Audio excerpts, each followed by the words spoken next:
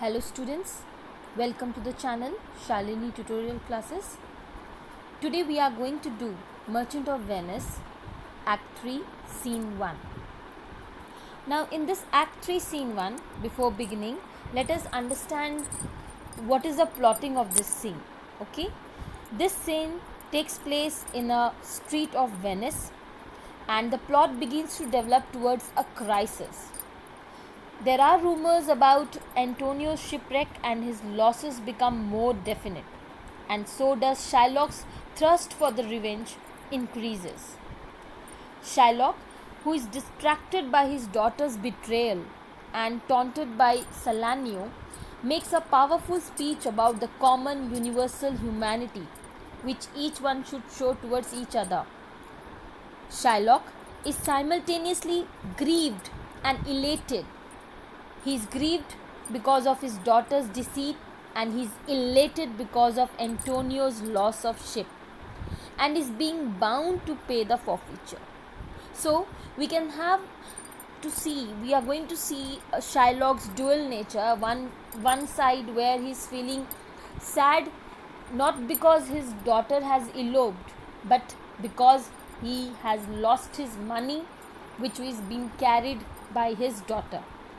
And on the other hand, he is happy that Antonio's ships are being wrecked and he can claim on that bond which he has treated with Antonio, that is to claim a pound of flesh from his body wherever he wishes to.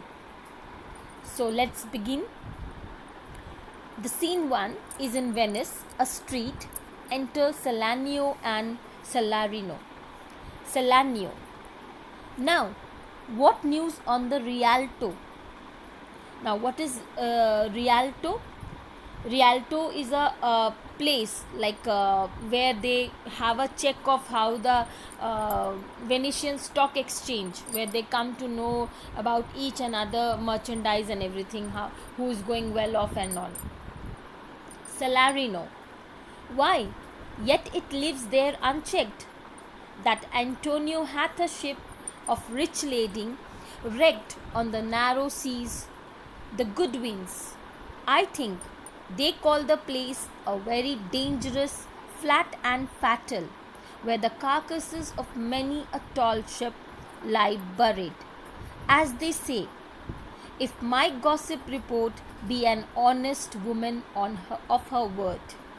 So, what does Salarino says? He says that there are rumors all saying that Antonio has a ship of rich cargo which is wrecked on the narrow seas. I think they call the place the Goodwins. So what he's saying, that I came to know a place which is being called as Goodwins, and the cargoes are being wrecked over there, which is a very narrow sea, not a broad one, and it is very dangerous as it is very flat and a fatal place.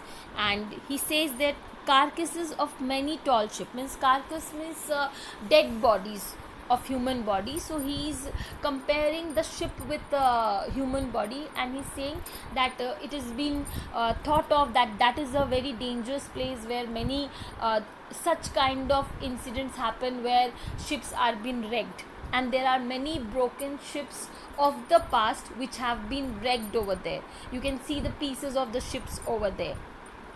And he says that, as they say, if my gossip report be an honest woman of her word. So what does he mean to say over here? That he is saying that may this report be a damn report, a rumor. Rumor means something which you are not assured, but you are keep hearing about it from one person to the another. Okay, so what he is saying, that let that rumor word is being personified as a woman, and he says that if my report be an honest woman of her word, if she is a woman who keeps her word, who is very honest, who do not lie, then this news is true. Okay, he says means he want to say that this is just a rumor, and if my rumor which is being compared, he's comparing it to a woman, and if it is a woman whose words are very honest, then this news could be true, otherwise it could be a false one. Then Salanio's speech. I would she were as lying a gossip in that, as every napped ginger, or made her neighbours believe. She wept for the death of a third husband. But it is true, without any slips of proximity or crossing the plain highway of talk, that the good Antonio, the honest Antonio, oh, that I had a title good enough to keep his name company. So what does he says? I wish she were as a lying gossip. Means he wants that gossip which is being compared to a woman should not be a honest woman, should be a lying woman, so that this news to be turned as false. That as ever napped ginger or made her neighbors believe, she wept for the death of at a third husband. So what it says, that this lady, this rumor should be as lying, as dishonest, as if you, nobody can nap the ginger like this. It is it tastes so bad, you can't nap this ginger like this. So he says that let it be how false it is, that napping the ginger, raw ginger, it should be the same as if this news to be true. Secondly, he says, if you hear about a wife who is crying bitterly at the occasion of the death of the third husband. Can you imagine a lady, if one husband is there, then you can understand that devotion and the love which the wife shares with the husband, and how deeply she is missing him, and she is crying at the funeral. But a lady who has got married 3 times, and that too she is crying in the death of the third husband, it is something which is undigestible, right? So that means she is never been loyal to one particular person. So how can she have that she could cry so bitterly on his death? Okay, if she could have 3, she could have 4 also, she could have 5 also. So this is something not digestible. So same the verdicts, Salanio says that let this gossip, that news of Antonio's wreck ship, should be words of a dishonest liar woman, and that woman of that kind, like what kind of a woman he is comparing? The one who you hear that she is crying bitterly at the death of the third husband, okay, which is not digestible. So that is the comparison what he wants to give. And then he says, oh, that I had a title good enough to keep his name company. That he says that I had a title good enough, means worthy of being added to his name, like there should be, like I have better news to that. Then Salarino says, come, the full stop. Okay, that means, oh, the whole story. Then Salanio says, ha, what sayest thou? Why, the end is, he hath lost a ship. So what he says, why are you saying like this? Why it is the end? He has just lost a ship. And Antonio is a wealthy merchant whose argosies are spread in all direction. This we have done in Act 1, Scene 1. We came to know that his ships are not bound to one place. They are spread in all direction. Then how can you say that if one ship is lost, how could it hamper his whole the bank balance of his? How could it affect him in the Rialto if only one ship is being wrecked? Okay, then Salanio says, I would it might prove the end of his losses. So what he says, I wish that this is the last loss which he has. This is the end of his last losses, and in future he should not come across any losses over there. Salanio, let me say amen betimes, lest the devil cross my prayer, for here comes he comes in the likeness of a Jew. So what he says, let me say amen before it's too late. like what in Christianity it is believed, it's some good words are said, and if you uh, utter the word amen, which means that like may God that whatever the words are being said come true. Okay, it's a kind of a prayer, short prayer, where you wishes that may that thing happens. So he says that let me say amen before the likeness of a Jew, means he wants to say that before if this word I should utter my prayer before this Jew, that means the Shylock, they are talking about Shylock. He was about to enter, so he says that before he comes let me say amen, so that this words of your come true and the devil is not crossing over. So they are comparing Shylock with a devil. Now then enter Shylock. How now, Shylock? What news among the merchants? So Salanio is asking Shylock in a normal general manner, greeting him and asking him that what's the news among the merchants. Shylock, you knew none so well as you of my daughter's flight. So what Shylock is asking, you know none about my daughter's flight, means they are asking about like they wanted to know something news maybe of Antonio, he might come to know and he might utter some news. So they are indirectly asking what is the matter in the about the merchants and all. But this Shylock, he is such an idiot and stupid fellow. He is making a like to say that he's banging on his own about his daughter elopement. Means it is what like if suppose a teacher scolded you today.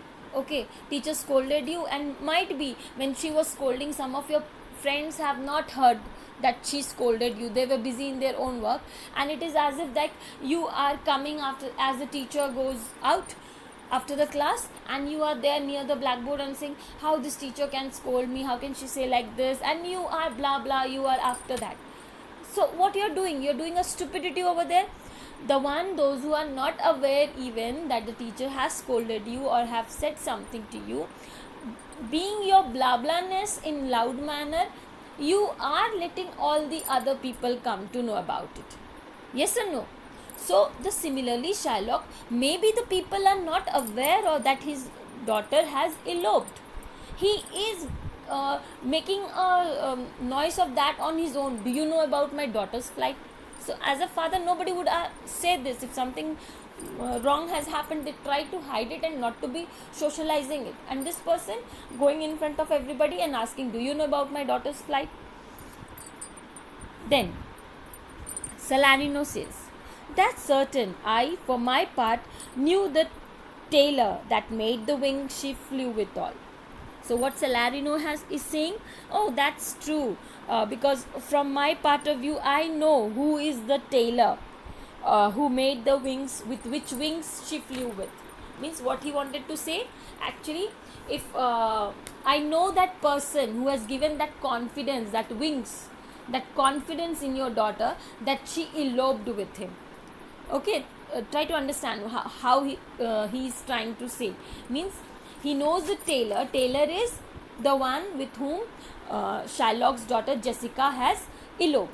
And he says that I know that tailor with whose wings she has flew. Means with whose confidence, under whose support she has flew off.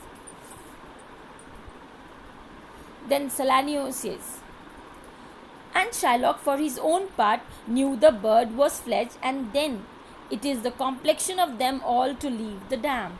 So what he says that, and I know for my part the bird which was ready to fly, and that's the nature of them to leave the nest. So they are comparing both the eloped couple with the bird, and they are saying that we know that the birds have quitted from the nest. Nest over here means Shylock's house. The daughter has eloped, so they says that we know with whom she has gone, and we know the person who has helped them out to run away. We know everything. In a very brief manner, they are letting him know that we know everything beforehand itself. Then the speech comes Shylock's. She is damned for it. She's damned for it means he's cursing his daughter. Salarino. That's certain, if the devil may be her judge. So what Salarino says? Yes, yes, if a devil will be judging her, then of course he will damn. What does he mean? Like he's comparing Shylock with a devil. And see, if you have a misconception about somebody, even that person does a good job also, you don't like it. And if you like somebody, even to the biggest blunders what he did, you try to overlook it. That is human psychology. So what he says, yes, if a person like Shylock, who's a devil, if he is going to judge, then he will definitely damn the daughter. But if you see in a good note, it shows that she has done a good job. She's away from the clutches of such a harsh and devil father. Okay, so what he says, if a devil is a judge, then as per a devil the judgment would be to be damned. But if it is not a devil person, a good person, then the judgment would be different.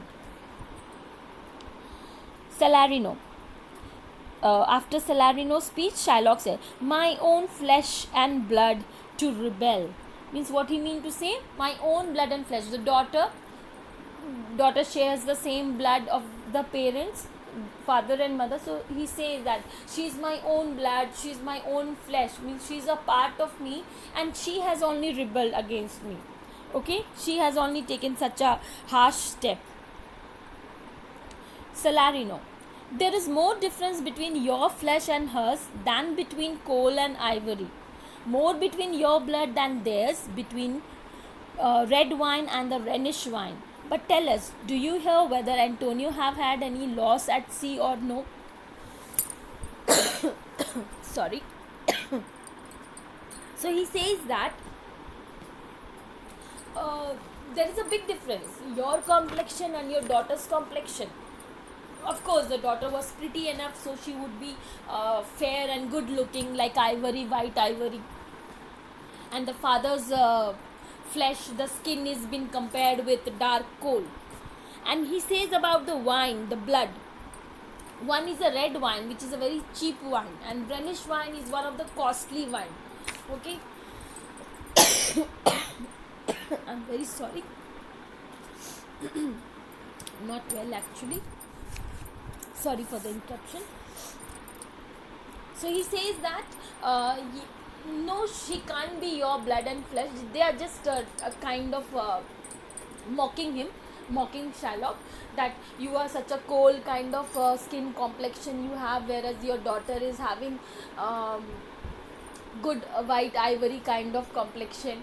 Your blood is red in wine, cheap means your thinking, your mentality is so cheap, whereas your daughter blood is Rhenish wine, which is costly and expensive as per the Germans. Okay, the German category, it comes under one of the expensive wine. Then Salarino asks, do you know anything about Antonio? Directly he asks, because earlier what they said, they just asked him any news about the merchant, but he didn't understood, and he started boasting about his daughter, about all the flaws. So now they directly ask him, do you know anything about Antonio's merchandise? Shylock. There I have another bad match, a bankrupt, a prodigal, who dares scarce show his head on the Rialto, a beggar that was used to come so smug upon the mat. Let him look on his bond. He was wont to call me sir. Let him look to his bond.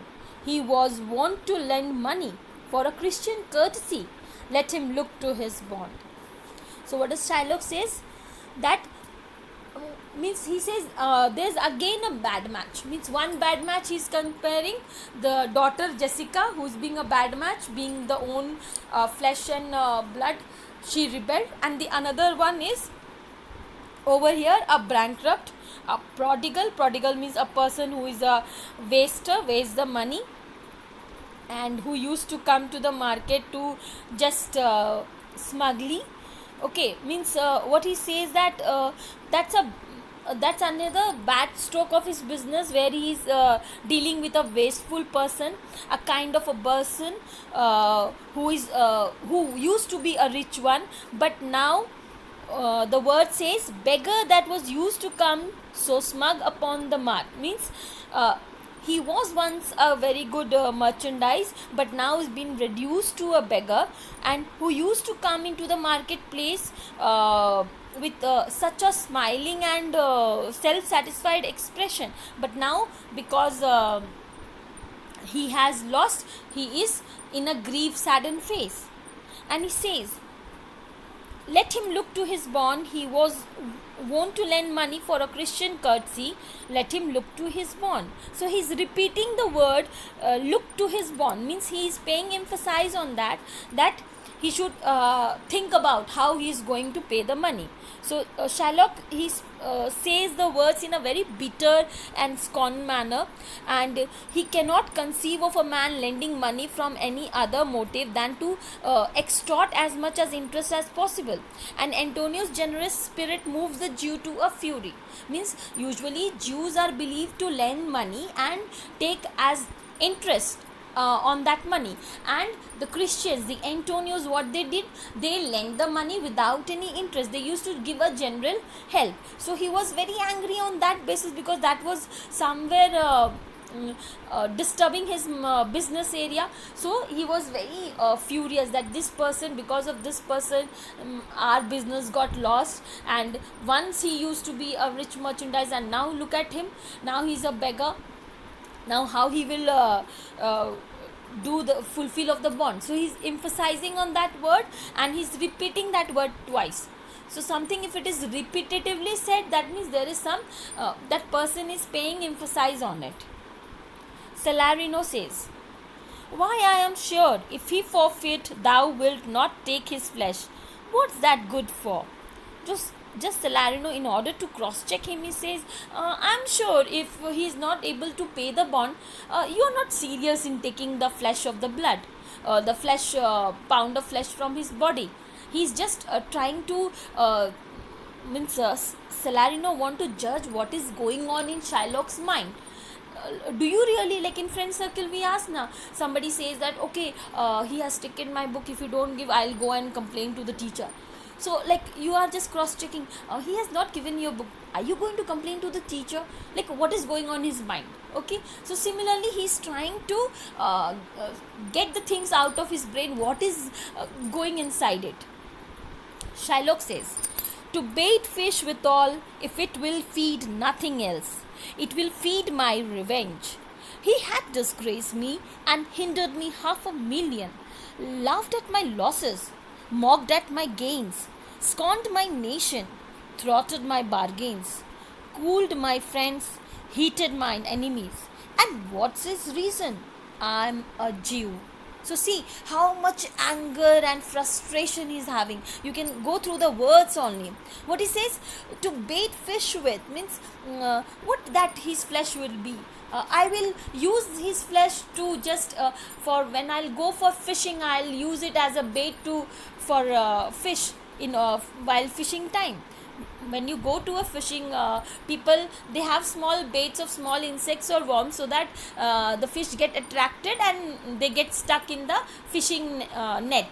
That is the plan of the fisherman. So he's saying that I will use Antonio's flesh as a bait for my fishing. And I'm so sorry. And if it feeds nothing else, it will feed my revenge.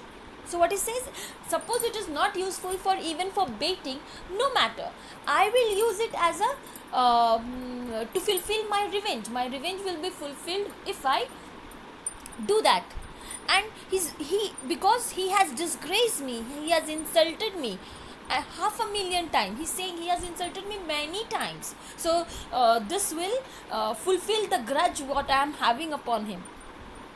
And he has laughed at my losses, he has joked about my gains, he has insulted my religion, and many a times, like he has there been in public places, he has insulted me.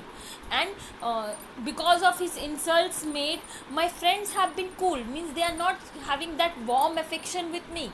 And my enemies are heated, means they are getting new points, my enemies are happy. So because of Antonio's deeds, my friends are cooled and they are not in such a goodly manner with me, whereas my enemies are getting new points, and they are heating up my enemies. And what is the reason behind all this Antonio doing to me? Just because I am a Jew. Okay, then he says,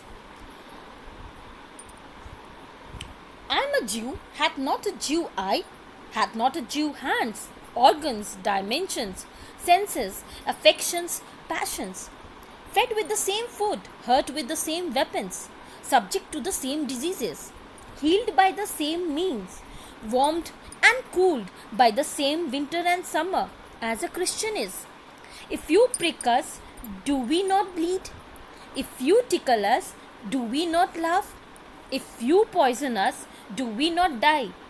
And if you wrong us, shall we not revenge? If we are like you in the rest, we will resemble you in that also. So, what is saying? Am I not a human being? I am not like you. I also, like, if I will go under the sun, I will also feel the same heat. If you are going to prickle me, I am getting the same pain.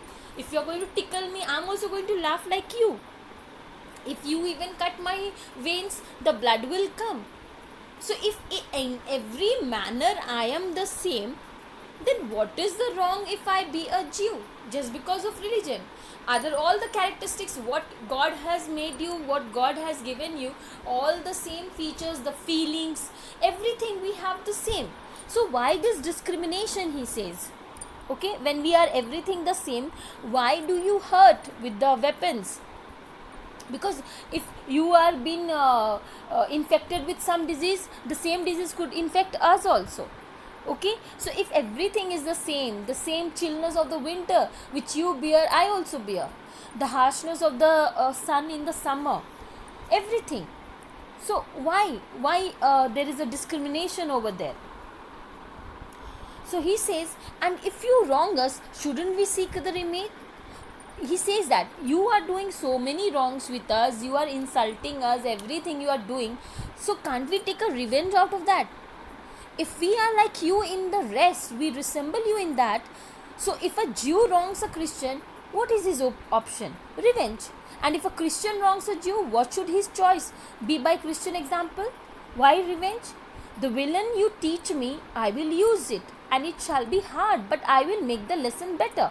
So what he says, like, he is emphasizing that if I being a Jew, I do some mistake, you as a Christian, you are taking the right and you are insulting me and you are doing whatever you feel like.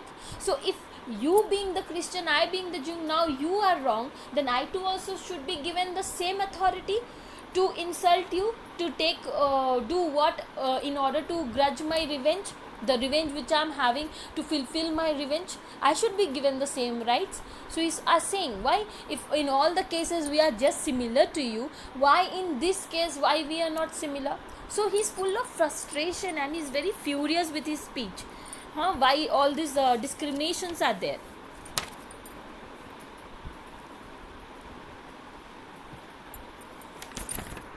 Then there enters a servant, a man for Antonio.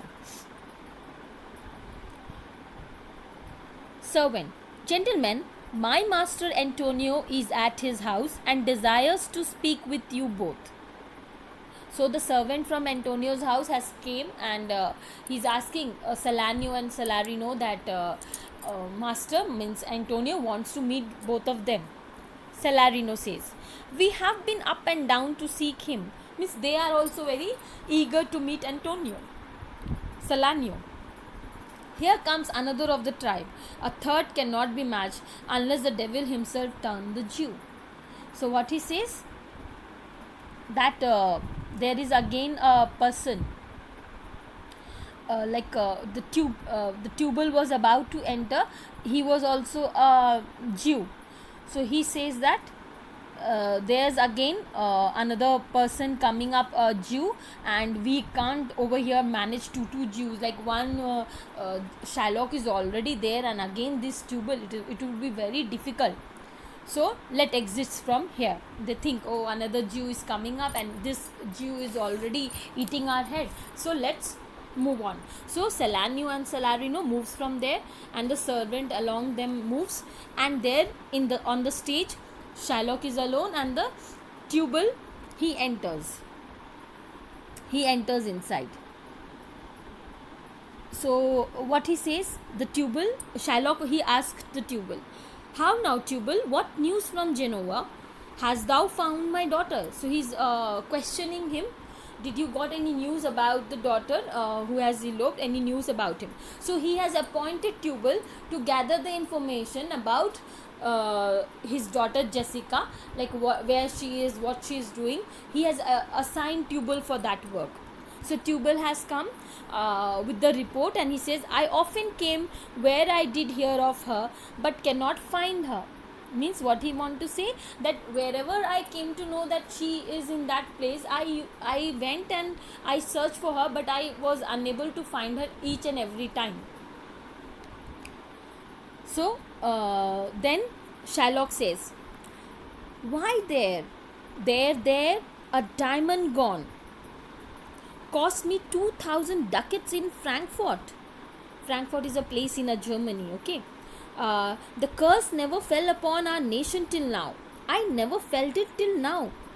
2000 ducats in that, and other precious jewels. I would my daughter were dead at my foot, and the jewels in her ear. Would she wear hers at my foot, and the ducats in her coffin? No news of them? Why so? So he is, see, from his speech you come to know he's finding his daughter, not because of the love and affection which he is having for the daughter.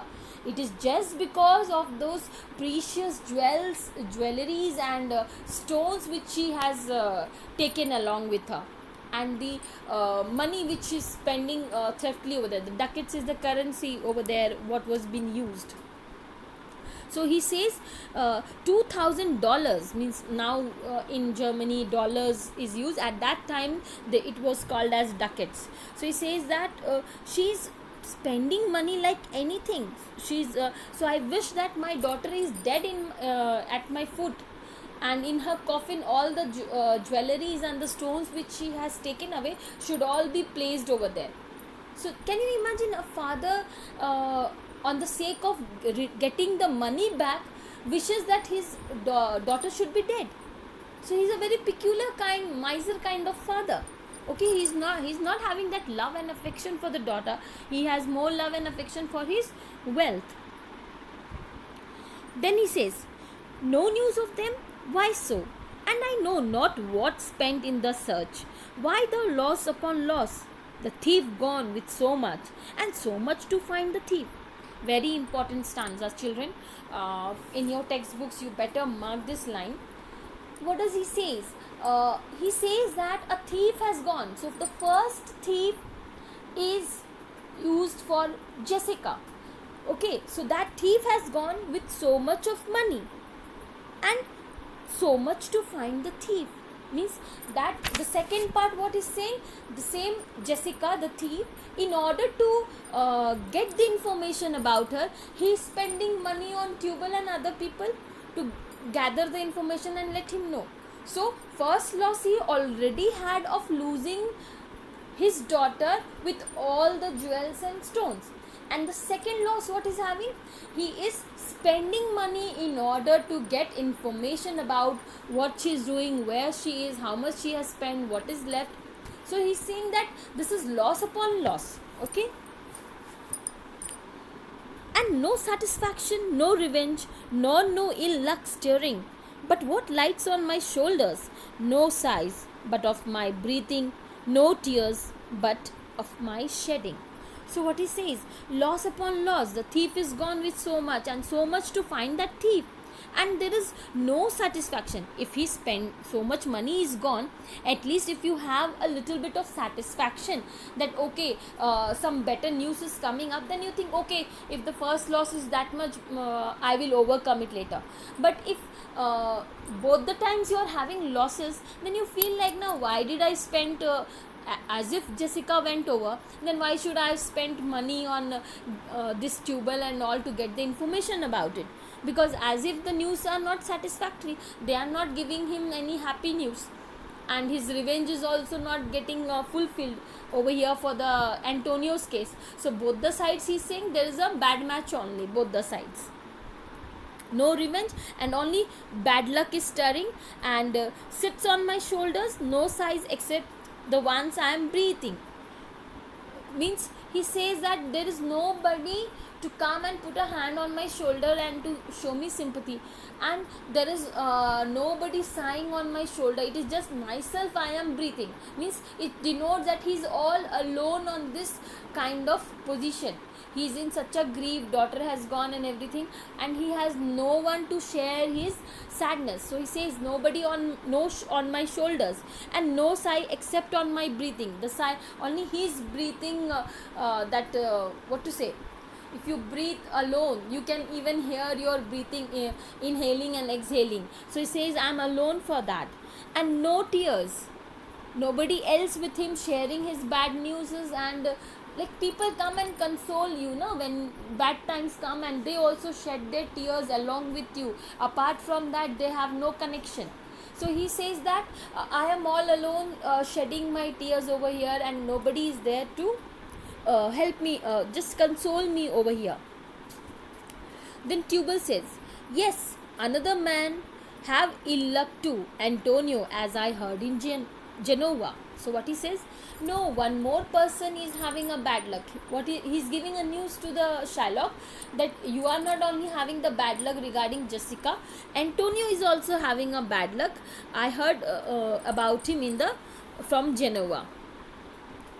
Now Shylock gets very happy. See, suddenly he was so in a melancholic mood. Suddenly he comes to be very active, and he says, what? Ill luck. This shows how eager he is, how desperate he is to know about Antonio. Tubal, hath an argosy cast away coming from Tripolis? So what does Tubal say? Answers him that yes, his largest ship has lost coming from Tripolis. Means argosy over here is sea. This you have already been aware in Act 1 Scene 1 you have done. The one which was coming from Tripolis is been lost. Tripolis is a port in Lebanon. Okay. Then Shylock, I thank God. It's true. What he says, he is so happy that he starts thanking God, that oh my God, it's true. That means he is in like there was a rumor being, no, what he heard. So this confirms that this news is not a rumor, this is a true news, true lines. Then Tubal says, I spoke with some of the sailors that escaped the wreck. Means that shipwreck, no, and the sailers were on board. So some of the sailors were successful in saving their lives. So he said that I spoke with some of those sailors who were in that wrecked ship and were successful in saving their lives. Shylock, I thank thee. Good Tubal, good news. Good news, haha. Where? In Genova. So he's very happy, and then he's confirming which place. You said it's Genova. Tubal, your daughter spent in Genoa, as I heard, in one night 80 ducats. So now Shylock is in a very happy mood, because Tubal shared a very good news according to Shylock, and suddenly Tubal says that I heard that your daughter has spent in Genoa about 80 ducats. 80 ducats. Score means 20. So 4 into 20, that means 80 ducats. Okay. So he said that in one night she had spent 80 ducats in Genova. Okay. You can better make a note over there. 1 score is equal to 20. So 4 square means 4 into 20, that is 80 ducats. Okay. Then Shylock, thou stickest a dagger in me. I shall never see my gold again. 80 ducats at a sitting. 80 ducats. Then what he says, oh my God, you have put a dagger on me. Means you have half killed me. Okay. She has spent 80 ducats in one night. That means I'm not, means if this, in this speed, if she's going to spend the money, that means by the time he will be able to find Jessica, all the money would be gone. She would have spent all the money. Tubal. There came divers of Antonio's creditors in my company to Venice, that swear he cannot choose but break. Now see, this Tubal is also so naughty. Once he's sharing a good news, then again he's sharing a bad news. Means you just imagine when you are watching this play, Shylock, once he's too happy when he's getting the news of the loss of the Antonio, and then again he's telling about Jessica, then again he becomes sad. Understood? Like you are watching a movie, and in between the comedians come, and how they lighten up the script of the movie, it is like playing the same part. So he says, Tubal says that I have met many of the Antonio's creditors who have given him money on loan, and they were saying that now Antonio has no chance just to break up. Means he can't overcome this losses, and he will just have to break up. Means he's on, like we say now he's bankrupt. That kind of Antonio has become. Shylock. I am very glad of it. I will plague him. I will torture him. I am glad of it. See, he's repeating the word I am glad of it. Means it shows how happy he is to hear this. And he says that now I can have my revenge. I can torture him and have my revenge upon him. Then Tubal says, one of them showed me a ring that he had of your daughter for a monkey. Again now he's popping out with Jessica's news. See how crooked this Tubal fellow is. So what he's saying, that one of person, when I was searching about gathering information about Jessica, one person showed me a ring that your daughter gave, and that ring was given in exchange of a monkey. Means she got a monkey in exchange of that ring. Understood? Barter system, earliest time they had, no. So he said that in exchange of a monkey, she gave that ring to that person. Shylock. Out upon her, thou talkest with Tubulet. Oh, my turquoise, I had it of Lee when I was a bachelor. I would not have given it for a wilderness of monkeys. So Lee is over here Jessica's mother's name. Okay, you can make a note of that. So what he says, that when I was a bachelor, okay, so means he want to say that that was as a gift which I gave before marriage to the mother of Jessica. And he says that a ring in exchange of the monkey. If she would have exchanged it for something better, it could be understood, but just for a wilderness of monkey, she spent this ring. So what is she showing? This concept means Shylock is very miser, and he spend money with lot of care and everything, and on the other hand Jessica is a spendthrift. Means you can understand, a ring for a monkey, that means she's very carelessly she's spending the money over there. Tubal. But Antonio is certainly undone. See how again he said, means he got sad of Jessica news. Now again he's saying that, but Antonio this time he is lost. He is nowhere. Okay, he's saying that. Shylock. Nay, that's true. That's very true. Go, Tubal. Fee me an officer. Bespeak him a fortnight before. I will have the heart of him if he forfeit for. Were he out of Venice, I can make what merchandise I will. Go, Tubal, and meet me at our place. Go, good Tubal, go. So what he's saying, that Tubal, you go and you hire me a what to say, a kind of a lawyer, you can say. You get me a person like that, and I want to fortnight means approximately like 14 days. So he's saying that I would like to, 14 days means 2 weeks. So he says that I want to go for a fortnight, that means approximately 2 weeks ago, and I'm going to have his heart. See what is going inside his mind. He is going to have a pound of flesh from where? From the place where the heart is located. And he says that in Venice, now I will see how people are going to make good business over here. Go out and let me know. And go to the synagogue, means it's a Jewish place of worship where Jewish people go and worship over there. And perhaps it seems that Sherlock used to go over there to take a pledge, to take a oath that I'm going to take a revenge from these Christian people. So it says that go and you hire me an officer, and anyhow I'm going to take a revenge of this. So by this we come to the end of the Act 3 Scene 1. I hope it was helpful for you. Thank you for watching the video, and if you like it, please subscribe and share, and do comment how do you feel, and if you have any suggestions or you have any topics which you want me to deal regarding English, please share with me. Thank you. Have a nice day.